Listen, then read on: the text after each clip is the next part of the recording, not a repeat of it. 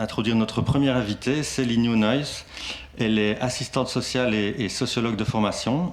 Elle est aujourd'hui secrétaire générale de la Fédération des services sociaux, la FDSS. Alors, au cœur de la pandémie de Covid, pendant 2 ans, elle a été membre du GEMS, le groupe d'experts de stratégie de crise pour le Covid. Alors, dénonçant souvent le manque cruel de prise en compte des populations précarisées dans les décisions politiques. Avec la FDSS, elle participe à divers projets intersectoriels, dont CQNA, ce qui nous arrive, qui rassemble des personnes et des collectifs venant de secteurs variés, social, climat, éducation permanente, santé, qui se réunissent dans le but de penser et agir de manière très concrète sur les territoires. Ils avaient d'ailleurs invité Olivier Hamon il y a quelques années. Alors nous avons pensé à elle en ce début de journée pour introduire, plutôt à niveau macro, intersectoriel, une série d'enjeux et de perspectives actuelles liées entre autres aux politiques de responsabilisation individuelle, d'activation ou de conditionnement d'accès aux droits. Céline, voilà, je t'invite à nous rejoindre ici. Merci. Merci Stéphane. Bonjour à toutes et à tous. Et merci pour l'invitation. Je suis un peu impressionnée parce que je trouve que vous êtes un secteur assez impressionnant, dans le sens où ce qui vous arrive depuis longtemps est parfois seulement en train de nous arriver dans d'autres secteurs du social. Ça veut dire une criminalisation importante des publics, un culte, en effet, d'injonction à la responsabilisation et de devoir vraiment pousser très fort les portes pour pouvoir encore aider nos publics. J'ai l'impression que vous faites ça depuis bien plus longtemps que nous. Et c'est vrai qu'à la Fédération des services sociaux et dans le cadre de ce qui nous arrive, on disait déjà il y a des années, et pendant la crise Covid, ça a été très fort, que ce qui arrive aux plus précaires d'entre nous finit par nous arriver. Et on voit qu'avant, on avait peut-être juste les sans-papiers qui étaient fort criminalisés. Vos publics ont toujours été fort criminalisés. Et maintenant, simplement, le fait d'être pauvre est un enjeu de criminalisation, presque. Pas que presque, d'ailleurs. Donc je suis assez impressionnée d'être ici. Je te remercie Stéphane et je ne suis pas sûre que je vais être très très performante ce matin. Je ne suis pas sûre que je vais vous dire beaucoup de choses que vous ne savez pas. Mais je vais essayer de lâcher cette question de la performance pour être la plus avec vous possible. Alors c'est vrai qu'on avait invité Olivier Hamon à sortir de la crise Covid. Peut-être pour la petite histoire, Olivier Hamon nous a fait beaucoup de bien. Je pense qu'il ne nous apprend rien, en fait, de tout à fait nouveau, mais il met des mots sur quelque chose que nous vivons depuis très longtemps. C'est-à-dire, on sent bien que la performance, que la quantification, que les KPI, ou je ne sais pas comment Florence a dit, mais bref, tous ces mots ne nous correspondent absolument pas. On sent bien que quand on essaye de faire du chiffre, on n'arrive pas à faire de la qualité et on n'arrive même pas à soutenir les gens. En fait, c'est des choses qu'on sent, qu'on sait, mais ce qui fait du bien, c'est d'avoir des personnes totalement extérieures à nos secteurs qui mettent des mots là-dessus et qui nous permettent collectivement de nous accrocher à certaines notions, en fait, que ce soit dans le secteur de la toxicomanie, dans le social, dans la santé, même dans la culture, en fait, dans tous les secteurs du non-marchand qui font autre chose, même dans l'enseignement, que s'en mettre plein les poches. Finalement, je pense que ce qui est très important aujourd'hui, face à une essentialisation de la pensée, de pouvoir, nous, avoir des références communes, fortes, crédibles, légitimes, sur ce qu'on veut. Comme je dis souvent, on est très très bon pour dire ce qu'on ne veut plus, mais on est parfois un peu plus faible pour dire ensemble quel est le monde que nous souhaitons, quel est le monde que nous défendons, quelle est la vision désirable, positive que nous voulons pour le monde de demain et quelle est la vision crédible. Et c'est vrai que chacun dans son secteur, on est fort occupé, et je ne le dis pas péjorativement, on est fort occupé avec nos publics, nos problèmes, nos enjeux d'appel à projet, nos enjeux de travailler ensemble déjà dans nos propres secteurs. Mais il y a un véritable enjeu à parler commun, ensemble, et à construire ça. Pendant la crise Covid, c'est vrai que moi j'avais été très très frappée par 2 choses. Peut-être par le fait qu'il était presque impossible de mettre à l'agenda une question qui n'était pas chiffrée. Et ça, c'était terriblement frustrant.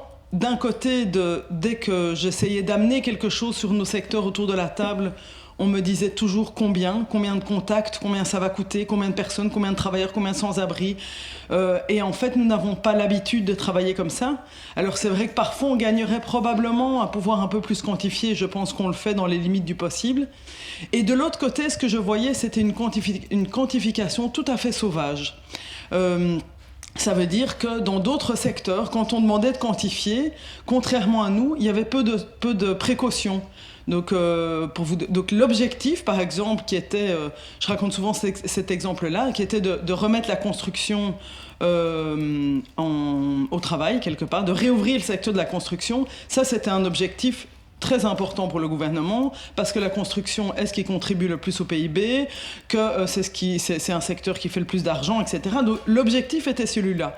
Après, les chiffres venaient juste servir l'objectif.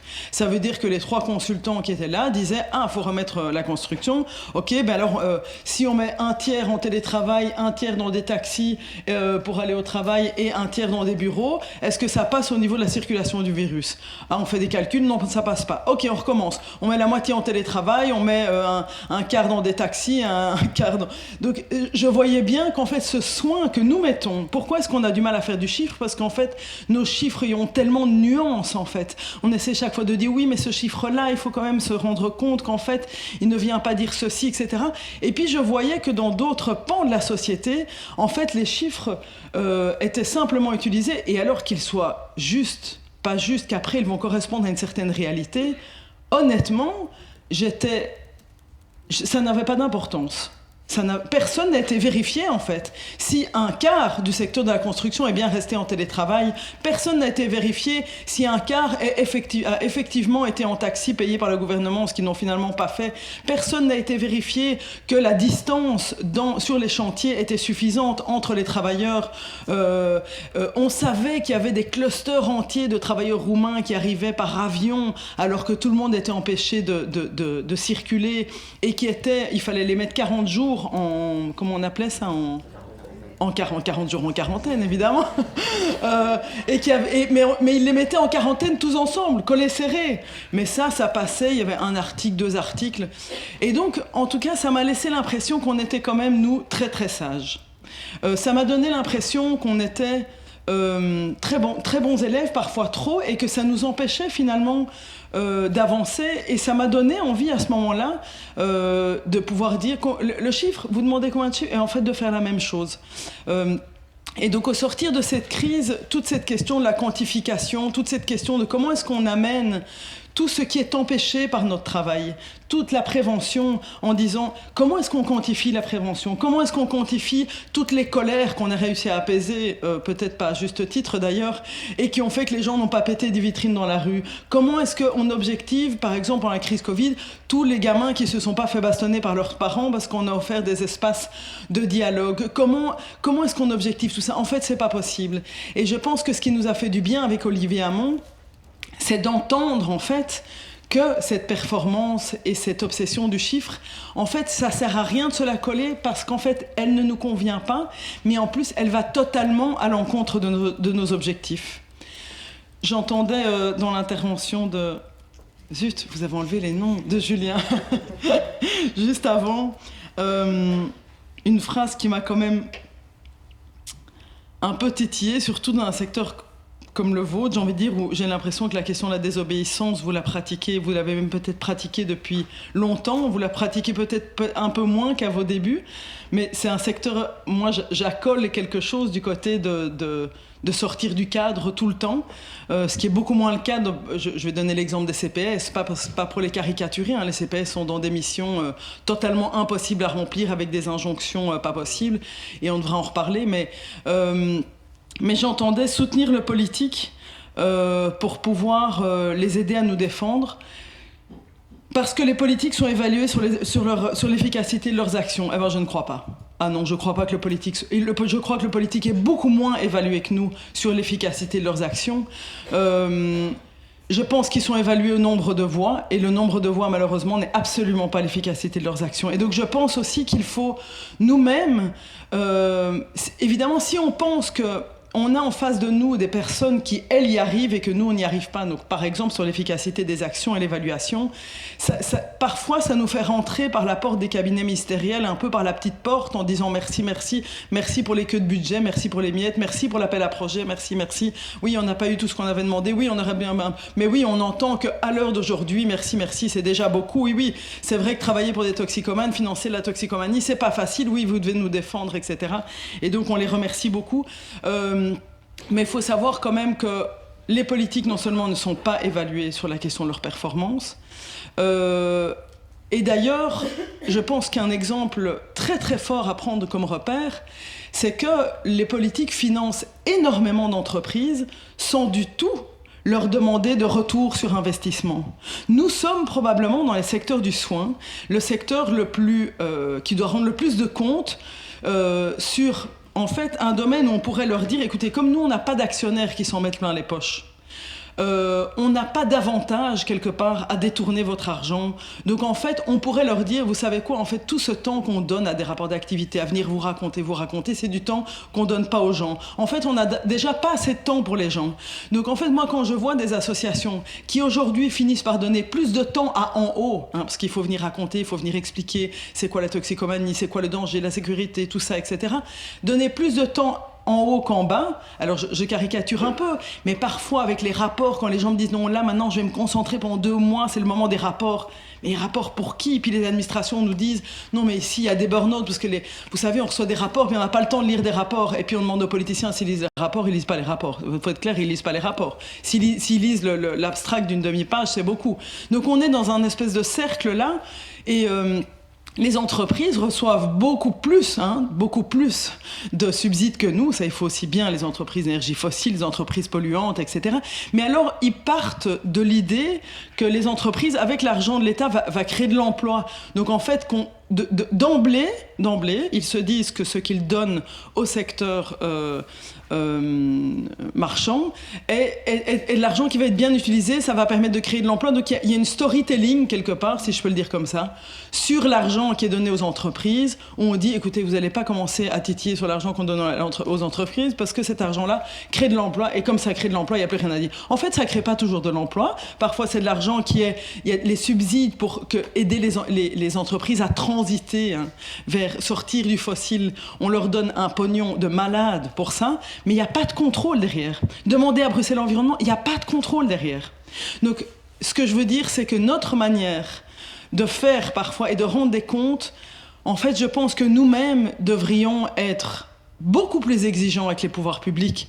Et vous êtes probablement, avec les secteurs les plus bas seuils, en droit d'être très très exigeant avec les pouvoirs publics, en disant, vous savez, donc en fait vous nous donnez déjà pas assez pour faire quelque chose que personne ne veut faire, nous ramassons avec des grandes serpillères et des grands seaux les conséquences d'une société capitaliste néolibérale qui use, comme le dit Olivier Hamon. On est dans une société qui use les corps, et elle use la planète, elle use les corps, et nous on est là quelque part pour pallier un tout petit peu à ce que ce ne soit pas absolument chaotique et apocalyptique. Tous les secteurs du soin, le social, la santé, sont là pour essayer de minimiser au plus. Si on ne donnait pas à manger aux 100 000 sans-papiers de Bruxelles, qu'est-ce qui se passerait? Qu'est-ce qui se passerait si on ne donnait pas à manger aux 100 000 sans-papiers de Bruxelles? C'est une vraie question. Qu'est-ce qui va se passer? Ça nous donne quelque part le droit à une exigence beaucoup plus forte vis-à-vis des politiques. Je crois que ce qu'on va traverser, alors ce qu'on traverse depuis un certain temps est déjà évidemment très problématique. On a déjà dans nos propres troupes, et je le dis parce que c'est... Et pour moi, ça revient à cette nécessité d'avoir des repères communs, joyeux, auxquels s'accrocher, parce que le discours ambiant, le discours à contresens est tellement fort, tellement puissant. Vous ouvrez n'importe quel réseau social, n'importe quel journal, le discours à l'encontre des personnes fragiles est tellement puissant qu'on a déjà perdu, alors probablement moins dans votre secteur que dans le social ou dans d'autres secteurs un peu plus administratifs. On a déjà perdu la moitié de nos troupes. On a déjà, dans le social santé, une grande partie des gens qui ne sont plus du côté des gens, mais du côté de leur institution. Et j'imagine que vous devez vous confronter à ça tous les jours, dans vos collaborations, tous les travailleurs sociaux de vos secteurs qui essayent de tisser et qui doivent tisser des liens avec d'autres associations pour obtenir des droits, pour obtenir des revenus de remplacement, pour pouvoir remettre des gens en ordre de mutuelle, etc. On se confronte déjà à une grande partie de travailleurs du soin qu'on a perdu, en fait, qu'on a perdu et qu'on va continuer à perdre. Donc il va falloir offrir quelque chose de très fort, de très désirable pour aller les rechercher. Je pense que cette question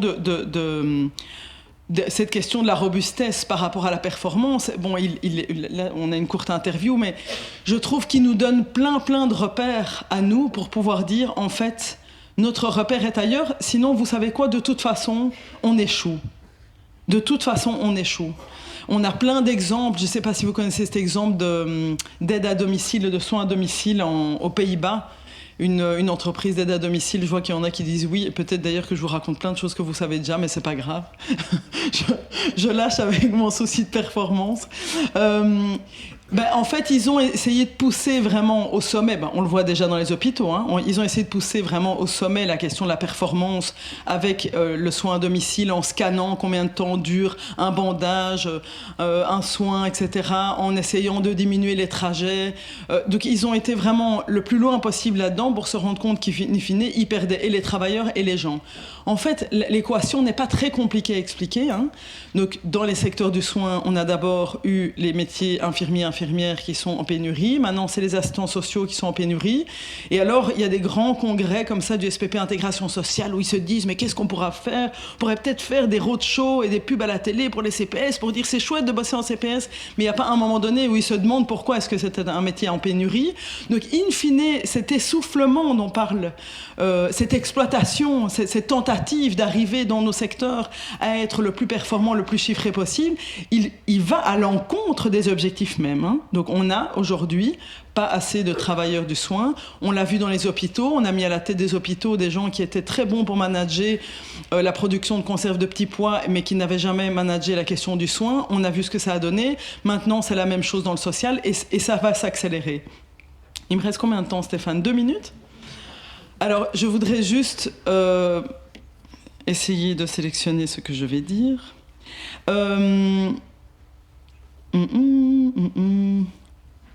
Bon, comme on va aller à l'envers du monde pendant encore un petit temps, malheureusement, je pense qu'on va traverser un sacré tunnel.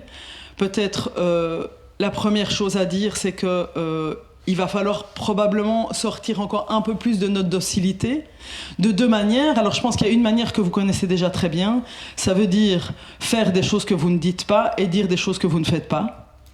Voilà. Et ça, il va falloir l'accélérer à gogo. Et ne rougissons pas, parce que je vous assure qu'il y a d'autres secteurs qui sont bien plus, et dans le secteur marchand, bien plus pro que nous de cette manière-là. Donc, faisons des storytelling qui ne veulent rien dire et agissons sur le terrain en restant du côté des gens et racontons des histoires, absolument. On a face à nous, et c'était le comité de vigilance en travail social avait fêté ses 10 ou ses 20 ans, je pense ses 20 ans. Il y avait ils avaient fait un documentaire sur le travail social, c'était pas illégal, mais clandestin. Où chacun disait que parfois, il disait au téléphone à la mutuelle que la personne était devant eux, mais la personne n'était pas devant eux. Donc ça, c'est pas de la désobéissance, ça c'est en fait pour répondre aux enjeux du soin, ça veut dire moi je dis toujours aux assistants sociaux, pour être réglo par rapport à votre code de déontologie, vous devez aujourd'hui faire des choses comme ça tout le temps. Sinon, vous servez votre institution et pas les gens, et ça, c'est contraire à votre code de déontologie. Donc, pour pouvoir répondre à votre code de déontologie, vous allez devoir faire ça tout le temps. Et surtout, n'ayez pas peur, parce que nous avons un maître en la matière, en désobéissance. Et l'autre jour, je disais ça à des élèves d'assistance sociale de 2e, je pense, et je dis, on a un maître en désobéissance, qui est-ce ? Ils cherchent. Et puis il y en a un qui dit l'État. Je dis l'État, exactement. Je dis l'État, il a des centaines de milliers de condamnations dont il ne fait rien. Et je dis, vous pensez qu'ils font quoi par rapport à ces condamnations ? Alors les élèves me disent, ils payent. Je dis, mais non, justement, ils ne payent pas. En fait, ils ne payent pas leurs condamnations. Donc on a face à nous des politiciens qui, je pense, et ça c'est vraiment une question qui pourra peut-être être mise au travail, mais je pense que nous devons cesser de nous époumoner. Parce qu'en fait, On est face à des politiciens qui, quand on leur parle, on leur présente des mémorandums, des PowerPoint, etc. Ils disent je sais, et puis en fait, in fine, ils n'en font rien. Il faut être clair, ils n'en font rien. Et même ceux qui sont de notre côté disent j'aurais voulu, mais j'ai pas pu. Alors, il faut continuer évidemment, mais je crois qu'il faut minimiser le temps investi là et maximiser le temps et les systèmes de protection autour des personnes qu'on soigne. Ça veut dire voir ensemble, quand certains secteurs n'y arrivent plus tout seuls, par territoire, comment est-ce qu'on s'organise, comment est-ce qu'on fait des choses que l'État ne nous demande pas, comment est-ce qu'on arrête d'attendre de l'État qu'il nous donne des feux verts qu'ils ne nous donneront jamais, comment est-ce qu'on construit des projets pour lesquels on n'est pas financé. Comment est-ce qu'on construit des projets pour lesquels on n'est pas financé pour qu'au moment où ça se présente, ces projets soient légitimes parce qu'ils existent déjà. Vous faites ça beaucoup, je pense. Il y a d'autres secteurs qui le font moins. Je pense que c'est cette voie-là qu'il va falloir creuser absolument dans des secteurs qui n'ont pas cette habitude. Quand je dis faire des choses, on a du temps de travail qui est subsidié. Touchons du bois, c'est du plastique, mais il y a peut-être du bois là derrière. On a encore du temps de travail qui est subsidié. L'horizon des politiciens aujourd'hui, nous sommes devenus des cibles, c'est clair. Et leur horizon, c'est un pays comme outre-Atlantique, avec d'un côté l'État et de l'autre côté la charité, et entre les deux, il n'y a plus rien. Tant que nous sommes encore subsidiés, je dis toujours, mettre dans un tiroir un projet qui existe, c'est beaucoup plus difficile qu'un dossier papier.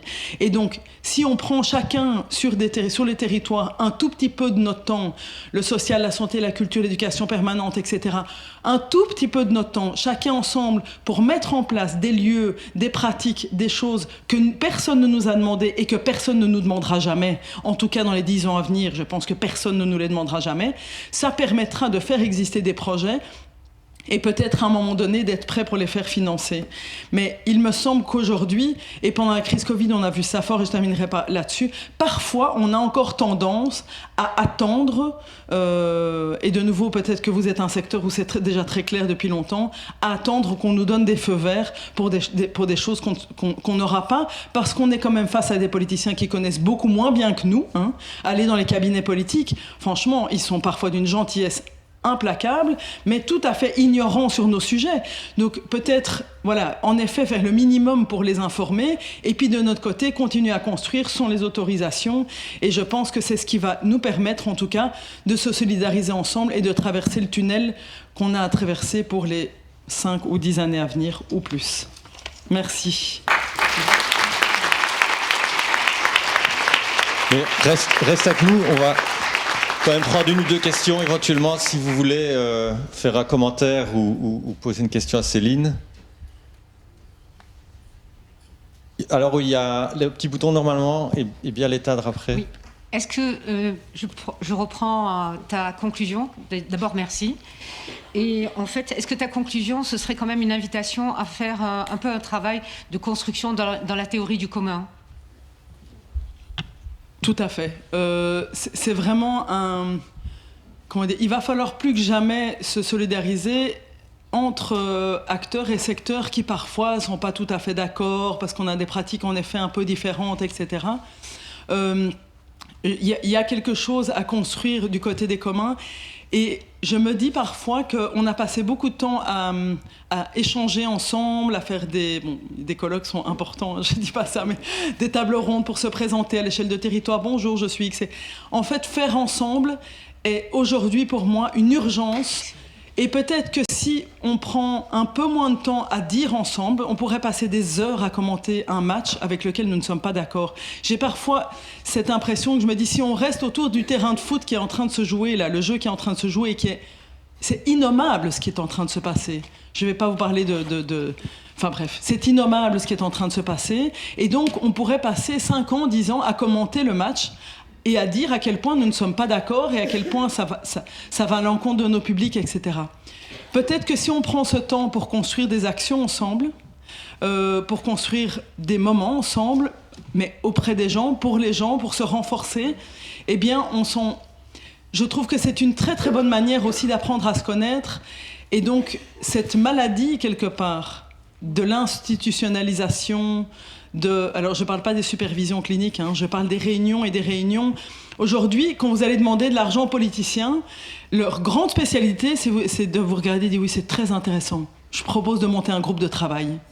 Et pendant 2 ans, ils vous écoutent et après 2 ans, ils disent On n'a pas les moyens de vous financer. Tout ce temps-là, c'est du temps qu'on perd à être ensemble. Donc en tout cas, soyons attentifs à chaque fois peut-être se redire, tiens, est-ce que là vraiment ce temps de parler est nécessaire ou est-ce qu'on va commencer à construire notre terrain à côté du terrain de foot où ils sont en train de faire leur petit jeu innommable et vraiment construire ensemble un autre terrain. Comme je dis, il va falloir ouvrir la fenêtre d'Overton dans l'autre sens parce que la manière dont elle est ouverte aujourd'hui est innommable.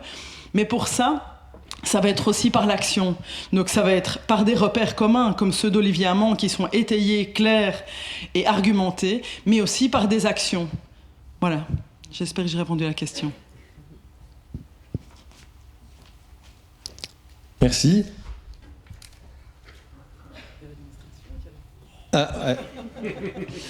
Oui, je voulais... Bon, Valérie Paternotte, fonctionnaire à la COCOF, en charge du secteur drogue et addiction, notamment, entre autres, parce que voilà, la COCOF aussi est soumise à beaucoup de performances, donc je voulais quand même vous annoncer qu'à l'INAMI, la décision est déjà tombée, ils réduisent de 10% les effectifs de fonctionnaires, et donc ça m'amène à un commentaire par rapport à ce que vous aviez dit entre l'État et la charité, mais en fait non, il n'y aura plus d'État. Donc c'est à ça qu'ils s'attaquent aussi. Donc nous, on est également soumis aux mêmes attaques en tant que fonctionnaires. Donc voilà. Et quand vous parliez de faire ensemble, je pense qu'en fait, globalement, on fait ensemble en termes de associatif, administration, versus ceux qui nous dirigent. Donc je voulais quand même le dire ici. Donc, mais c'est peut-être particulier à ce secteur-ci ou à Bruxelles, je ne sais pas. Mais voilà, c'est une manière de travailler qu'on a, et heureusement. Merci. Ça me permet juste de dire d'ailleurs que à chaque fois qu'on monte des projets, donc le 11 et 12 décembre, je fais un petit placement de produit, il y a 2 journées de réflexion, ceux qui nous arrivent. On se dit toujours, est-ce qu'on inviterait les administrations ? On voit bien que les administrations sont prises totalement en étau entre des cabinets politiques inexistants ou absolument à côté et le terrain, qui est une position très difficile. On voit bien qu'on peut créer des alliances dans certaines administrations avec certaines personnes et ces alliances sont très très très précieuses. Donc en effet je voudrais le dire ici, ça veut dire, et même parfois dans les cabinets il y a des alliances très précieuses, mais quand on voit que ça ne sert à rien de s'époumoner, ça ne sert à rien de s'époumoner. Donc il y a toute une série de choses qu'il va falloir faire en coulisses avec les administrations, peut-être parfois avec les gens des cabinets, mais je pense que si on n'est pas conscient aujourd'hui que nous sommes une cible, on va continuer à croire que les politiciens prennent des mauvaises décisions parce qu'ils ne savent pas. Ce n'est pas le cas. Les politiciens savent, ils prennent des décisions en conscience et nous sommes, nous, le secteur non marchand, devenus des cibles. Je pense que l'actualité politique nous le montre. Et donc si on ne part pas avec cette lucidité-là, on est à côté.